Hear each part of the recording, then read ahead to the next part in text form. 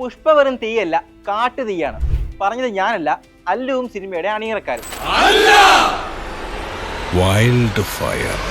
Bollywood കൂപ്പുകുത്തുന്ന 2021 ഇന്ത്യയൊട്ടാകെ കത്തിപ്പടർന്ന Pushpa box ഓഫീസിൽ തരംഗമായത് നമ്മളെല്ലാം കണ്ടതാണ്. 3 വർഷത്തിന് ശേഷം പുഷ്പരാജ് 2ാം വരവ് നടത്തിയപ്പോൾ ആ തീ ആളിക്കത്തിയെന്ന് മാത്രമല്ല, പടം കണ്ടവരടക്കം ആ തീയിൽ വെണ്ണീരായി പോയി എന്ന് പറയേണ്ടി വരും. ഒന്നിനു മുന്നിലും തലകുനിക്കാത്ത പുഷ്പരാജ് എന്ന രാജ്യം മുഴുവൻ അറിയപ്പെടുന്ന ചന്ദന കള്ളക്കടത്തുകാരൻ ഇന്റർനാഷണൽ ലെവലിലേക്ക് വളരുകയാണ് പുഷ്പ 2-ൽ. തനിക്ക് വേണ്ടതെന്തും പണവും കയ്യൂക്കും കൊണ്ട് കാൽക്കീഴിലാക്കുന്ന പതിവ് പരമ്പരാഗത കൊള്ളക്കാരൻ തന്നെയാണ് ഇത്തവണയും അല്ലു അർജുന്റെ പുഷ്പരാജ്. പുറമെ കലിപ്പനാണെങ്കിലും കുടുംബത്തിന്റെ കാര്യം വരുമ്പോൾ ഫയർ അല്ല ഫ്ലവർ ആണ് താനെന്ന് സിനിമയിലുടനീളം കാണിച്ചു തരുന്നുമുണ്ട്. ഇമോഷണൽ സീനുകളിൽ അല്ലുവും രശ്മികയും ഒക്കെ മരണാഭിനയം കാഴ്ചവെക്കുമ്പോൾ ശരിക്കും ടിക്കറ്റ് എടുത്ത പ്രേക്ഷകർ പെട്ടുപോവുകയാണ് ഗൈസ്.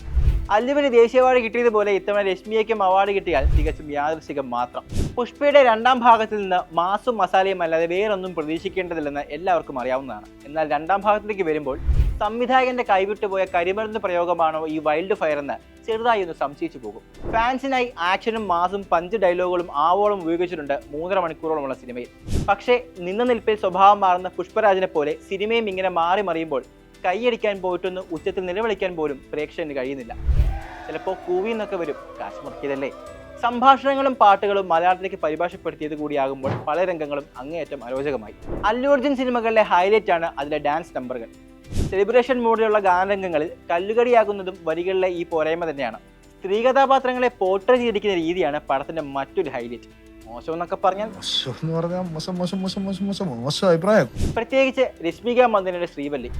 1ാം ഭാഗത്തിൽ നിന്നും 2ാം ഭാഗത്തിലേക്ക് എത്തുമ്പോൾ ശ്രീവല്ലിയുടെ വെറുപ്പിക്കൽ 1ാം സ്റ്റേജിൽ നിന്നും 2ാം സ്റ്റേജിലേക്ക് ഇമ്പ്രൂവ് ആയിട്ടുണ്ട്. Bad characterization at its peak. വേറെന്തോ പറയാൻ മറന്നല്ലോ.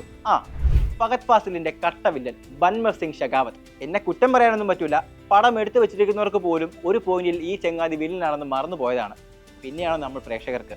ആദ്യ ഭാഗത്തിലും 2ാം ഭാഗത്തിലും അവസാനിക്കാത്ത ഈ കഥയുടെ ഒരു തുടർച്ച കൂടി താങ്ങാനുള്ള കരുത്ത് പ്രേക്ഷകനുണ്ടോ എന്ന് കൂടി വിലയിരുത്തേണ്ടതുണ്ട്. എന്തായാലും തോൽക്കാൻ അല്ലു അർജുനും കൂട്ടരും തയ്യാറല്ല. അതുകൊണ്ട് ഇനിയും പലതും പ്രേക്ഷകർ കാണേണ്ടി വരും.